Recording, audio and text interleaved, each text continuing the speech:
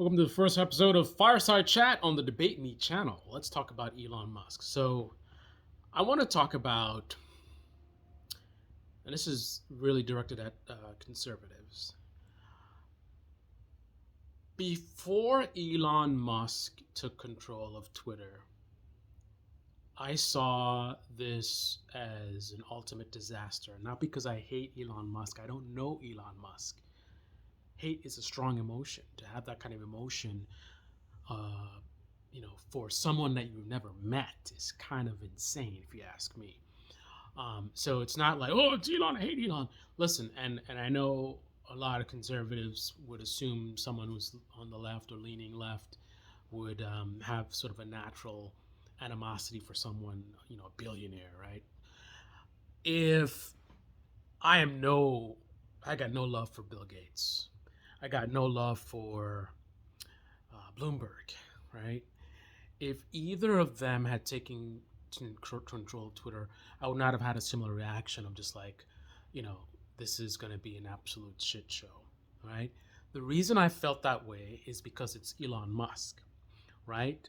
Elon Musk is a Donald Trump type character in many ways. Um, uh, I know it's hard to comprehend. I mean, you look at a guy, look at all he's accomplished, SpaceX, Tesla, can blind you, richest man, right? All these things, how could this guy be a buffoon? Well, human beings are very complex. You have people who are extremely smart, extremely intelligent, that struggle with very, very basic, like social skills, right? You can be extremely intelligent in one way and absolutely opposite in another way. So that's just something to consider. But beyond that, the reason why my expectations of Elon Musk and Twitter ended up being so accurate and a lot of conservatives ended up being completely off is because, and this is not like all conservatives, blah, blah, blah, right? Everyone's different. Everyone's an individual. But my assessment and expectation of Elon Musk was based on logic and facts, right? I looked at his track record. At first, I was seduced by his, the image he presents, this rebel, smart, and he's, building up this system, these companies, and he struggled and he almost lost all his money and he somehow persevered. And I'm not trying to take away anything from any of his accomplishments, but I got caught up in that and I had this sort of illusion of who Elon Musk was for a little bit of a while. But then I kept seeing red flags here and there.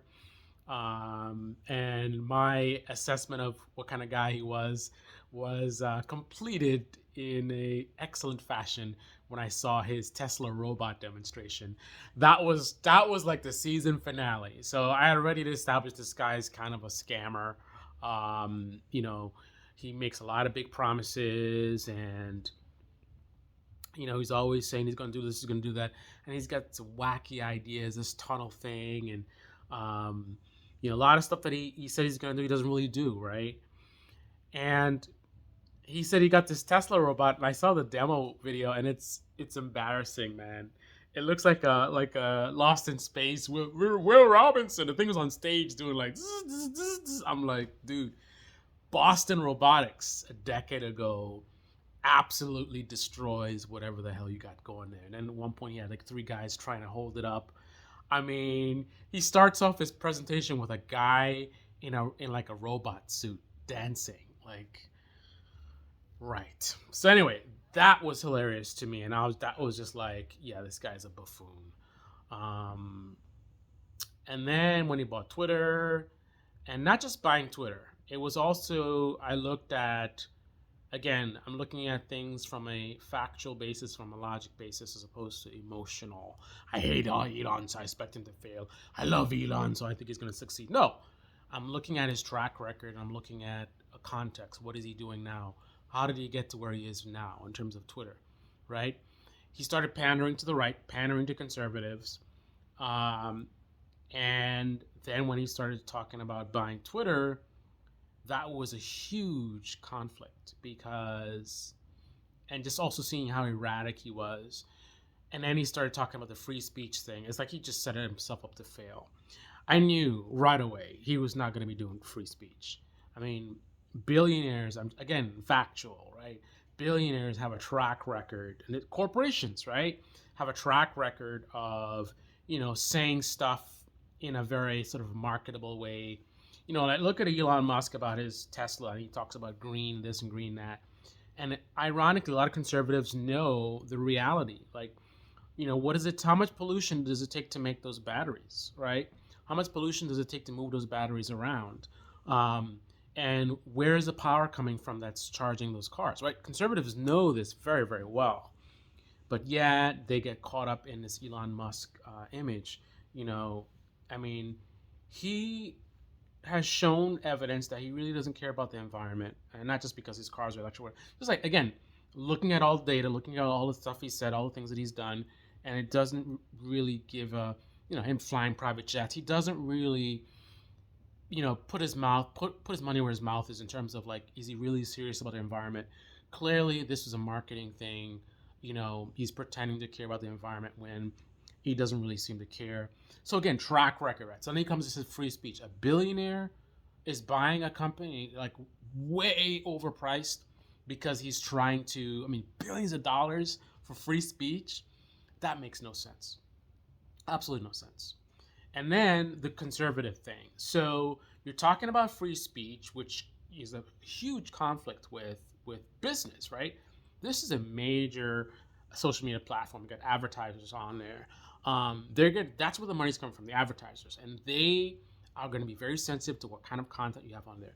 The reason why these websites like YouTube and Twitter censor, right, is because of that, right? Because it's not free. They're getting the money from advertisers, and the advertisers don't want their ads next to crazy stuff. So that's why they keep censoring us and blocking. There's also incompetence as well. It's a little complicated, but a lot of it is based on business, right?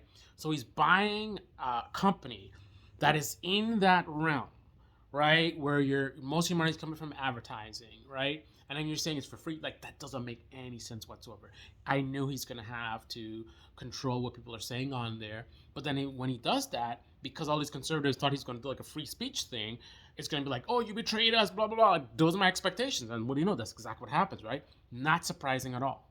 And then the other thing is you're pandering to conservatives, and you're gonna buy a mainstream platform like Twitter. Twitter has a ton of liberals on there.